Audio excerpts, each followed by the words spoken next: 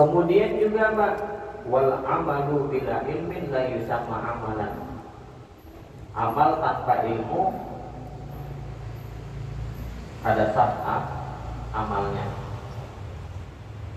Amal juga dikatakan tanpa ilmu juga tidak dikatakan suatu amal. Nah kebalikannya, ilmu tanpa diamalkan la yusamma ilman. Ilmu yang kita miliki tetapi ilmu tadi kada diamalkan, maka tidaklah dikatakan sesuatu yang kita pahami, yang pelajari itu disebut ilmu. Jadi ilmu tersebut harus diamalkan, dipraktekkan untuk diri sendiri kah, ataupun diajarkan kepada orang lain. Sehingga ilmu itu dikatakan suatu ilmu apabila diamalkan, diajarkan kepada orang lain ataupun dilakukan sebagaimana yang kita gawi dengan ilmu yang kita miliki. Karena ilmu itu kan dikatakan bermanfaat, yaitu ilmu yang menjadikan kita, memerantarai kita agar mendapatkan ridho Allah Subhanahu wa Ta'ala. Jadi itu nyaman. Akhirnya menuntut ilmu itu sesuatu yang mudah. Karena orang yang menuntut ilmu itu susah. Ada orang yang kadang mau belajar itu orang yang malas. Artinya menuntut ilmu itu dianjurkan. Bahkan orang yang menuntut ilmu pun diperintahkan untuk mengajarkan ilmu yang ia miliki. Sehingga tidak ada alasan orang itu kadang mau menuntut ilmu, katanya susah, katanya payah. Nyatanya orang yang mempunyai ilmu itu juga Allah perintahkan untuk mengajarkan kepada orang lain ilmu yang ia miliki. Itu ilmu. Makanya mengibaratkan ulama, orang alim itu mengamalkan ilmunya baik untuk dirinya dan mengajarkan kepada orang lain, karena sesuatu yang diperintahkan. Ilmu itu menuntut kepada yang memilikinya untuk mengamalkan ilmu tersebut. Dan ilmu, orang yang memiliki ilmu yang ia miliki itu akan menjadi hujah di hadapan Allah. Ada kalanya menjadi hujah yang baik, menolonginya di hadapan Allah. Ada kalanya ilmu yang ia miliki itu hujah, keburukan baginya di hadapan Allah. Ujar Nabi, kullu ilmin wabalun ala sahibihi. Setiap ilmu yang dimiliki itu akan menjadi bencana kepada pemilik ilmu tersebut nanti di hari kiamat, kecuali orang yang memiliki ilmu tersebut ia amalkan. Nah itu hadis yang sebelumnya. Artinya penting yang namanya menuntut ilmu, mempelajari ilmu. Terlebih lagi ilmu yang berkaitan dengan ibadah yang diwajibkan kepada kita oleh Allah Subhanahu wa Ta'ala. Nah kemudian di dalam satu hadis Nabi Shallallahu Alaihi Wasallam mengatakan, Inna Allah Ta'ala yaqulu li ahli jannah. Sesungguhnya Allah Subhanahu wa Ta'ala bersabda kepada penduduk surga. Ujar Allah, ya ahlal jannah, wahai penduduk surga. Fayaquluna labbaika rabbana wa sa'daika wal khairu fi yadik. Maka orang-orang yang penduduk surga tersebut menjawab panggilan Allah, labbaika rabbana, kami penuhi panggilanmu ya Rabb, wa sa'daika wal khairu fi yadik, dan kegembiraan dan kebaikan itu dalam kekuasaanmu. Fayaqulu, maka Allah bersabda, hal raditum, apakah kalian ridho? Fayaquluna, maka menjawab penduduk surga, wa ma lana la narda ya Rabbi wa qad a'taitana ma lam tu'ti ahadan min khalqik. Bagaimana kami tidak ridho wahai Tuhan kami, sesungguhnya Engkau memberikan kami sesuatu yang tidak diberikan oleh seorang pun dari makhluk. Fayaqulu, maka berfirman sapa Allah, uktikum afdalu min dzalik. Aku akan memberikan kepada kalian yang lebih afdal daripada surga.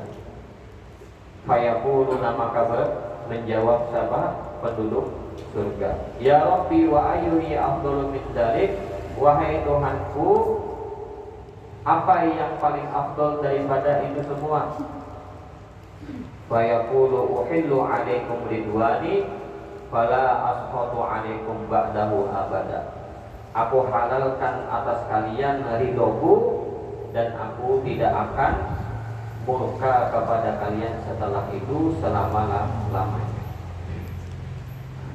Ini terkait tentang ridhonya Allah Subhanahu wa ta'ala, surga dan ridhonya Allah Subhanahu wa ta'ala. Nah, yang pertama terkait tentang surga. Jadi orang-orang yang beriman kepada Allah itu akan diberikan oleh Allah kepada mereka yaitu surga. Ini orang yang beriman akan diberikan oleh Allah surga. Walaupun apa, orang yang beriman itu kosong dari amal ibadah. Dia beriman kepada Allah, tetapi apa? Ia kadang melakukan apa yang Allah perintahkan misalnya. Maka apa? Allah itu akan memasukkan orang yang beriman tersebut ke dalam surga. Tetapi melalui proses. Mengibaratkan kita tuh tiketnya itu untuk masuk surga itu beriman, tapi gawian ibadahnya itu kedada. Maka melalui proses apa? Mengibaratkan kita tuh masuk proses dulu, diazab dulu karena meninggalkan apa yang Allah wajibkan, diazab dulu karena melakukan sesuatu yang dilarang oleh Allah.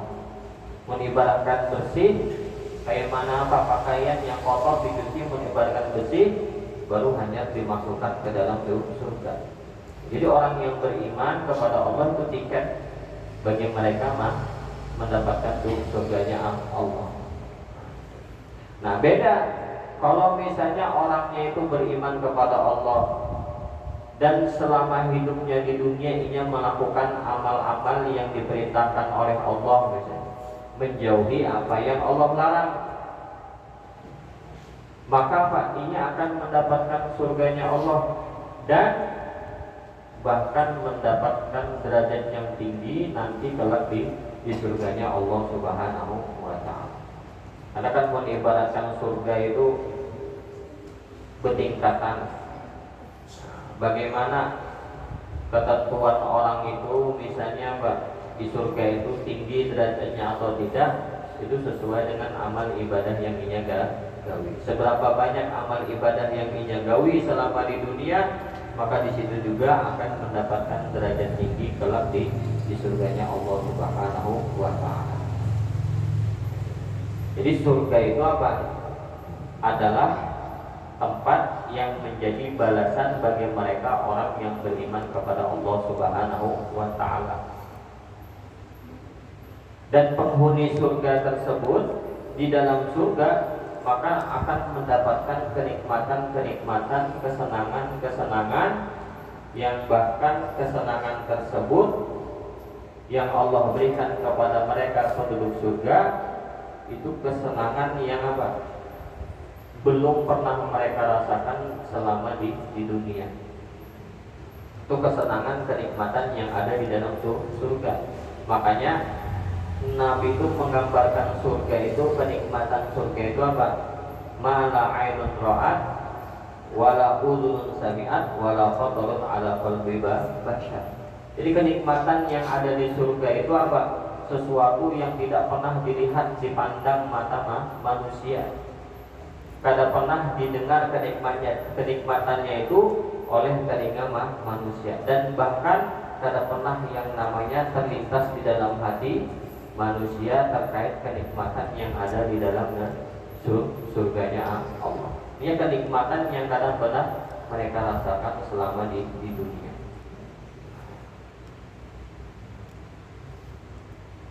Jadi itu yang namanya surganya Allah. Orang yang beriman misalnya,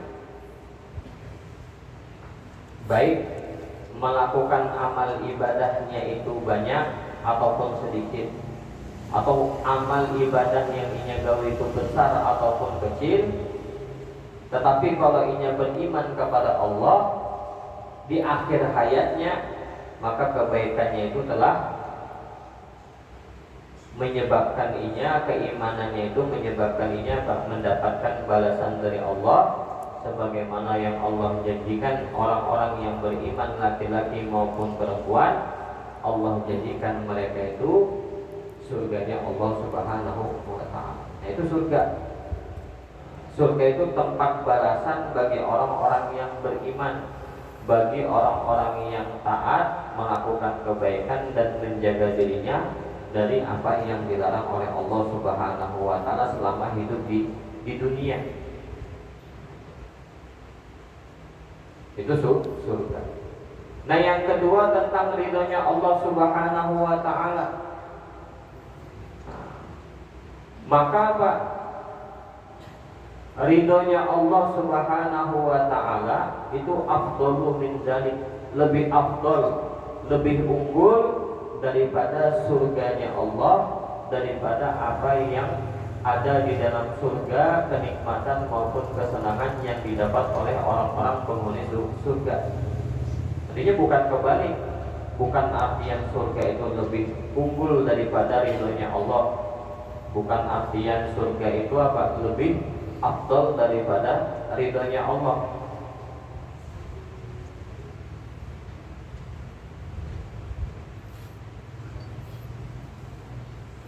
Makanya orang yang di dalam surga, yang padahal yang nyatanya mereka mendapatkan kenikmatan dari Allah yang sempurna, yang bahkan kenikmatannya itu tidak mereka dapat di dunia.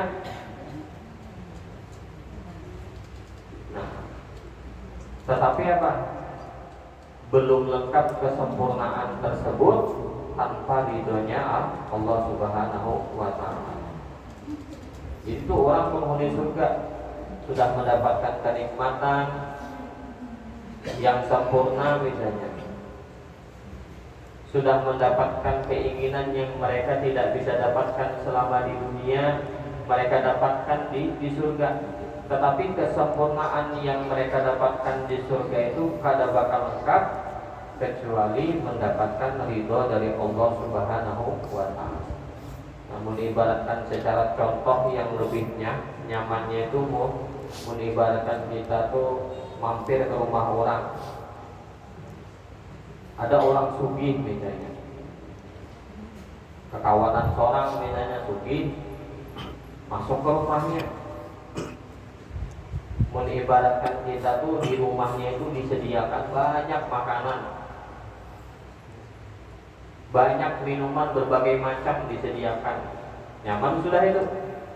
Tetapi ibaratkan orangnya tadi yang diisi rumah tadi itu kada senang lawan kita, kada nyaman dengan kedatangan kita yang di rumahnya. Maka segala kenikmatan yang ada di rumah tadi itu kada menjadi sempurna karena orang yang diisi rumah tadi apa? Kada senang dengan kedatangan kita, dengan adanya kita di rumahnya. Nah, kebalikannya pulang ibaratkan orang sugih tadi kita datangi ke rumahnya, disediakan makanan, disediakan minuman berbagai macam, dan orangnya pun senang kita datang ke rumahnya. Nah, jadi kesempurnaannya itu lebih, sudah mendapatkan kenikmatan, kenyamanan